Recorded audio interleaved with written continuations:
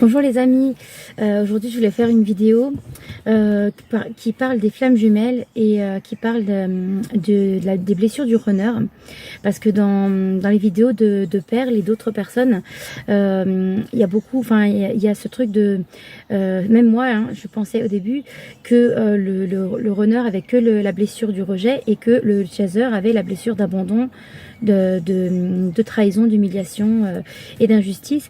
Et en fait je me suis rendu compte que avec ma meilleure amie, on s'est rendu compte en fait dans les thèmes astro, que en fait on avait toutes les blessures, que toutes les personnes pouvaient avoir toutes les blessures, même l'abandon et le rejet, même si c'était des blessures d'âme, c'est-à-dire que les chasers ils avaient la blessure d'abandon et les runners avaient la blessure de rejet dans leur blessure d'âme. Ils avaient aussi des blessures karmiques liées à leur vie antérieure qui pouvaient aussi être autre chose. Donc par exemple le runner peut avoir donc sa blessure de rejet principale en blessure d'âme et en blessure émotionnelle au niveau karmique, il peut avoir un peu d'abandon, où il peut avoir un peu d'humiliation ou de trahison, de choses comme ça. Et donc moi j'ai la blessure de rejet principalement, mais derrière c'est caché aussi d'autres blessures qui sont liées à ma blessure karmique. Donc la blessure de rejet, ça a été ma blessure d'âme, la blessure la plus importante pour le runner, mais derrière il y avait aussi une blessure d'humiliation que j'ai dû travailler, et là actuellement, donc quand j'ai libéré ma blessure de rejet, j'ai trouvé la blessure d'humiliation qui était cachée derrière. Une fois que la blessure d'humiliation était cachée derrière, donc j'ai libéré cette blessure, le rejet plus l'humiliation, il y a eu une autre blessure qui a apparu, enfin elle n'est pas apparue, elle était là déjà avant, mais sauf que je ne la voyais pas du tout, c'est la blessure de trahison. Et c'est une blessure que je ne pensais pas du tout avoir, même si j'ai été trahie plusieurs fois dans ma vie. C'est pas une blessure qui me parlait spécialement au niveau des blessures émotionnelles. Et en fait, je me suis rendu compte que j'avais une peur d'être aimée. Alors, pas d'être aimée par tout le monde, parce que chaque personne a sa manière d'aimer, on va dire. Donc, j'accepte l'amour de ma famille, j'accepte l'amour de mes enfants, j'accepte l'amour de mon entourage, de mes amis, par contre, ou même de mes ex, hein, parce que c'est pas la même chose en fait. Je sais pas comment expliquer, mais c'est pas la même chose que l'amour de sa moitié. Et il y a quelque chose dans l'amour de sa moitié qui, pour moi, me paraît beaucoup plus fort, beaucoup plus voilà, beaucoup plus forte. Et je me suis rendu compte en fait que je le fuyais pour plein de raisons. Donc les choses habituelles pour le runner, hein, parce qu'il se sent pas à la hauteur pour son chaser, qu'il a l'impression de pas mériter son amour, qu'il a l'impression qu'il serait mieux avec quelqu'un d'autre. Il y a plein de raisons, mais il y a une raison en plus que je ne savais pas, que je viens de découvrir du coup, c'est le fait de ne pas accepter l'amour de l'autre. Et parce que c'est un amour qui est beaucoup plus fort et qui fait peur. Donc j'ai un peu creusé là-dessus parce que ça m'a beaucoup étonnée. Ça fait plusieurs jours que je travaille dessus, que je réfléchis dessus, et je trouvais ça un petit peu bizarre d'avoir peur d'être aimée. Surtout que en tant que runner, j'ai cherché à être aimée toute ma vie. Vu que j'ai peur d'être rejetée, j'ai cherché à être aimée de tout le monde en fait toute ma vie. Du coup, j'ai pas compris pourquoi est-ce que il y avait cette peur justement qui sortait, qui se réveillait, et je cherchais à comprendre. Et en fait, je me suis rendu compte que j'avais cette peur d'être aimée en fait par ma moitié. Parce que déjà il avait un amour qui était beaucoup plus fort que la plupart des gens qui sont autour de moi, enfin, en tout cas de ce que j'ai perçu, hein. Et du coup j'ai vu ça en fait que comme si déjà le couple je le vois comme une prison. J'arrive pas à voir le couple comme une liberté. C'est-à-dire que moi quand je suis seule je me sens libre, mais quand je suis en couple je me sens pas libre. Quand je suis en couple je me sens prisonnière. Je me sens obligée en fait. Et ça c'est lié à mes anciennes vies, parce que j'ai eu des anciennes vies, j'ai fait des régressions karmiques, et dans mes anciennes vies en fait j'ai vécu beaucoup de mariages forcés, donc avec viol conjugal, etc. Hein, et avec ce truc où l'homme il décide sur la femme et que la femme en fait en gros n'a aucun pouvoir sur sa vie, n'a aucun pouvoir sur elle-même, et qu'en gros c'est le mari ou soit le père soit le mari qui ont la pleine possession du corps et de la vie de la fille, de la jeune fille. Et j'ai vécu beaucoup de vie en fait dans ce cas de figure où j'ai eu des mariages forcés, des mariages arrangés avec la famille et où j'appartenais à l'homme sans avoir aucune possibilité de pouvoir m'enfuir ou de pouvoir être libre. Donc là, depuis que j'ai eu ma séparation avec mon ex, donc ma personne tierce, j'ai eu donc du coup beaucoup de temps un petit peu de liberté, d'être seule. Et je me suis rendu compte à quel point j'aimais cette liberté. Sauf que mon rôle de flamme jumelle, c'est pas d'être seule, c'est d'être à deux. Et c'est de fusionner avec ma moitié. Sauf que quand je pense à la fusion, quand je pense au couple, je ressens des angoisses en fait. Et je me suis dit, je vais faire un peu ce témoignage en tant que runner parce que je me suis rendu compte qu'il y a très, très peu de vidéos de runners qui font des vidéos explicatives et qui expliquent pas spécialement ce qu'ils ont vécu. Et j'en ai trouvé très très peu. J'en ai trouvé 2 je crois qui font des vidéos qui sont runners. Donc je me suis dit, je vais parler un petit peu justement de mon parcours et de comment, enfin de là où j'en suis du coup, hein, qui est juste avant la Réunion. Voilà, c'est vraiment à la fin des retrouvailles, on va dire, et dans la passerelle pour aller vers la Réunion. Et c'est une étape en fait que j'ai pas eu vraiment spécialement trouvé des vidéos qui en parlaient. Et je me suis dit, maintenant que je suis en train de le vivre, j'ai envie de faire des vidéos pour expliquer un petit peu ce que je ressens et ce que je découvre au fur et à mesure, parce que ça fait une semaine que j'ai un peu, en gros, les masques du runner qui sont tombés. Donc mon cœur qui s'est ouvert et j'ai ressenti plein de choses, j'ai ressenti plein d'émotions que je n'avais pas l'habitude de ressentir, vu que le runner en fait bloque beaucoup ses émotions et a du mal à ressentir pleinement ce qu'il ressent. Et du coup, j'avais pas l'habitude de ressentir pleinement mes émotions. Et là, je me suis tout pris dans la figure en 2 jours. J'ai pris toutes mes émotions dans la figure et j'arrivais plus à discerner qu'est-ce que je ressentais, est-ce que j'étais heureuse, est-ce que j'étais triste, est-ce que j'allais bien, est-ce que j'allais pas bien. Enfin, j'avais plein d'émotions qui me submergeaient. Autant en tant que peur que en tant que joie. Et du coup, j'arrivais plus à discerner, voilà. Donc ça m'a pris une semaine. Chaque jour, j'ai libéré un masque. Donc chaque fois, un masque en fait, c'est quoi? C'est ce qu'on montre aux autres, mais que en réalité, on ressent pas la même chose. Donc on ressent quelque chose de différent que ce qu'on veut montrer aux gens. Et par exemple, moi, je me suis toujours pris pour un chaser toute ma vie. J'ai cru que j'étais un chaser et je me suis pris pour un chaser en pensant être dans la dépendance affective et tout ça.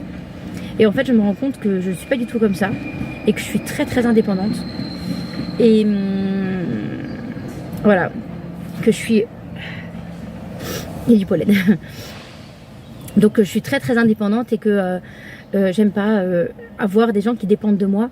Dans la dépendance affective, je parle pas des enfants, mais même dans les enfants, hein, dans ce besoin en fait que les enfants soient autonomes. Je rends mes enfants autonomes très très très tôt, justement parce que je n'aime pas avoir quelqu'un qui dépend de moi. Même dans les séances de thérapie, je me rends compte qu'avec les clients, c'est pareil. Je ne veux pas de personnes qui dépendent de moi. Je suis là pour les aider, pour les rendre autonomes, pour leur apprendre à faire de eux-mêmes.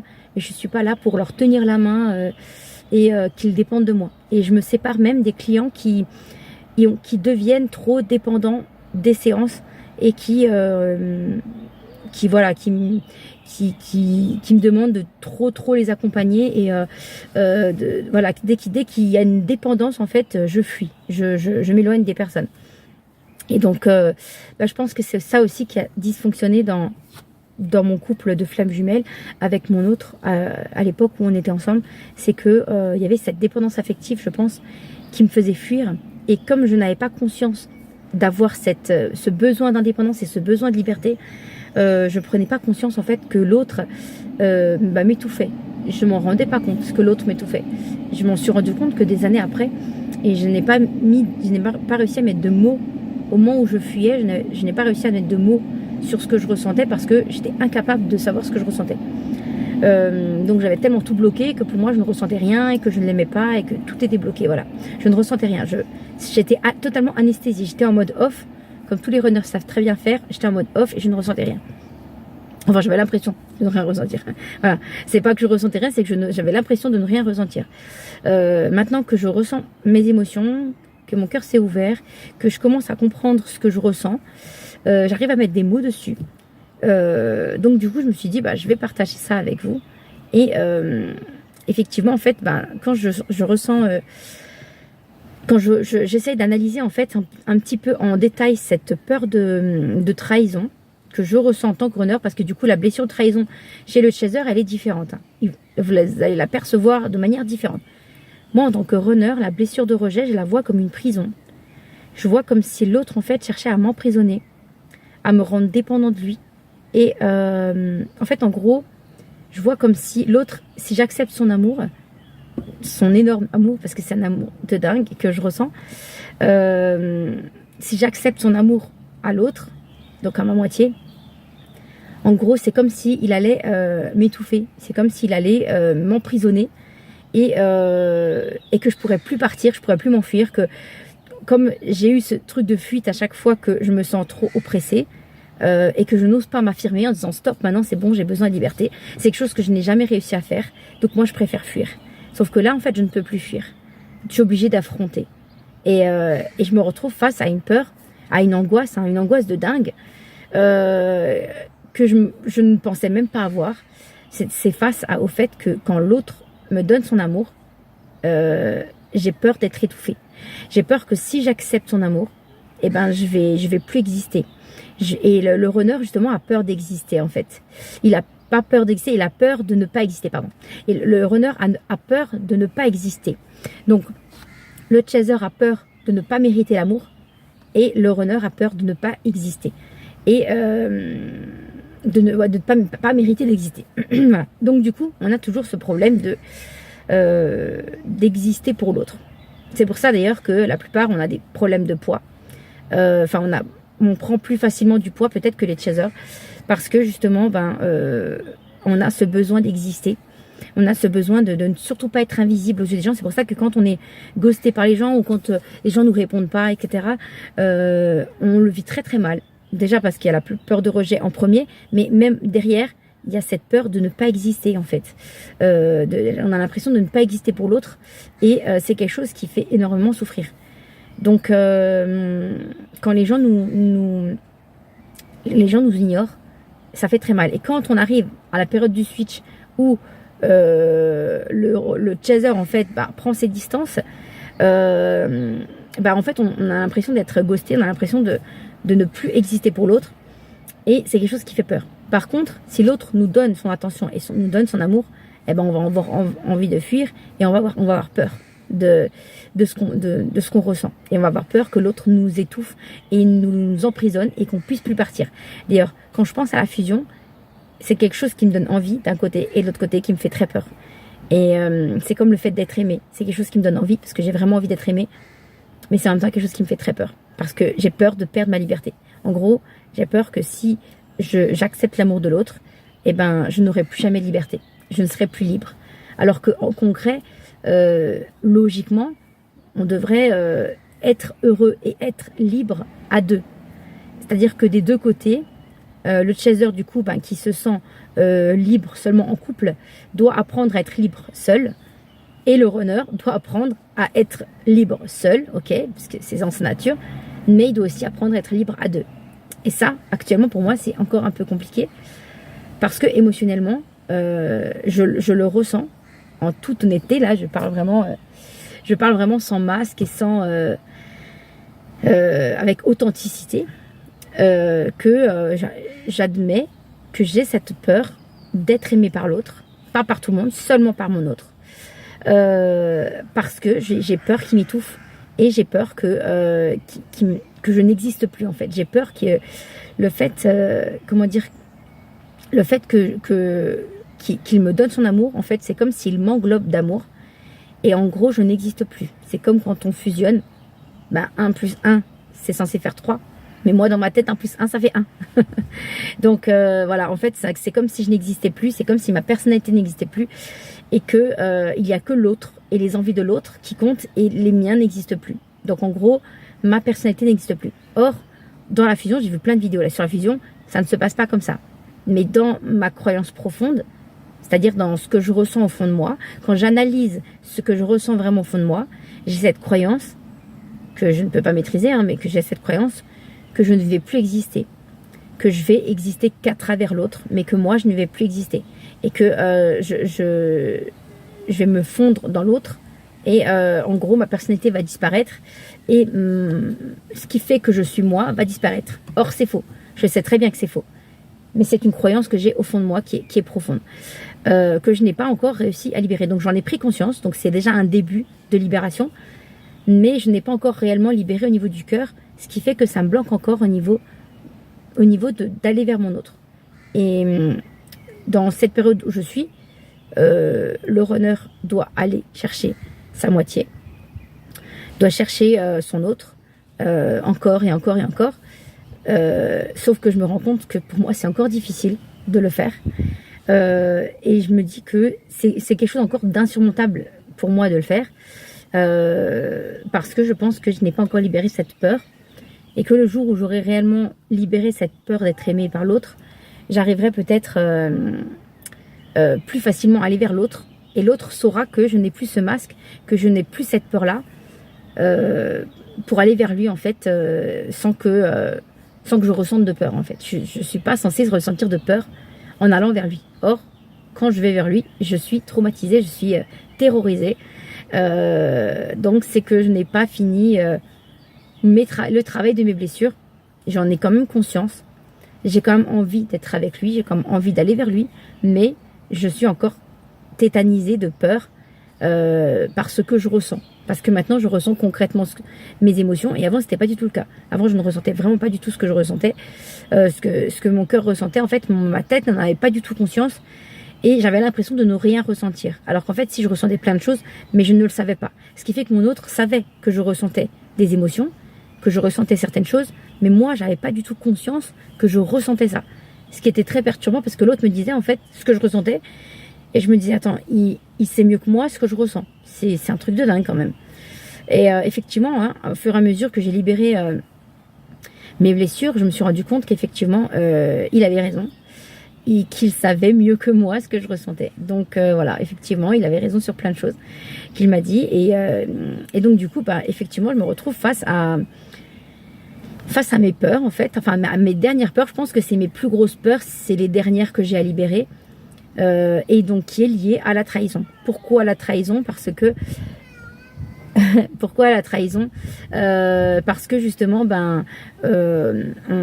quand on se sent trahi, en fait, en gros, pourquoi la trahison? C'est parce que si j'accepte l'amour de l'autre, en gros, ça va être une contrepartie. C'est un peu comme je te donne mon amour, mais en contrepartie, tu restes avec moi. Et tu restes avec moi, genre comme si on cadenassait la personne et qu'il ne peut plus partir. Et moi, je vois ça comme ça. Je vois le couple en fait comme ça. Ça veut dire que si j'accepte l'amour de l'autre, l'autre va m'emprisonner. Je ne pourrai plus partir. Je vais être prisonnière de cet amour et je serai plus libre. Et alors pourquoi je ressens ça, j'en sais rien du tout. Mais c'est concrètement ce que je ressens. Et je suis contente de pouvoir aujourd'hui mettre des mots sur ça, de pouvoir mettre des mots sur ce que je ressens. Parce que justement, ça me... Comment dire, c'est quelque chose qui était au fond de moi et que je n'arrivais pas à exprimer concrètement et même pas à prendre conscience que je ressentais. Donc le fait de pouvoir l'analyser, de pouvoir le ressentir, de pouvoir le comprendre, pour moi c'est déjà une libération. Même si c'est pas encore une libération totale, c'est déjà une petite libération parce que déjà j'en ai pris conscience et que maintenant je le ressens pleinement. Voilà. Non, descends. Désolée. Donc j'en prends conscience pleinement et pour moi c'est une libération. Voilà. Je vais m'arrêter là. J'ai un petit peu expliqué ce que je ressentais. Pour moi, c'est comme ça que je vois la blessure de trahison, même si je pense que le chaser n'a pas du tout ce point de vue. C'est-à-dire que le chaser peut avoir aussi un peu de blessure, de trahison à travailler. Il ne le verra pas de la même manière que moi. Moi, c'est vraiment mon point de vue en tant que runner. J'ai cette explication vraiment d'un point de vue d'un runner et pas du tout d'un point de vue d'un chaser, parce que le chaser, je pense qu'il le vit de manière totalement différente. La même blessure, mais de manière différente, avec un point de vue différent qui est propre à sa blessure d'abandon. Voilà. Je vous souhaite une bonne journée. À très vite les amis. Au revoir.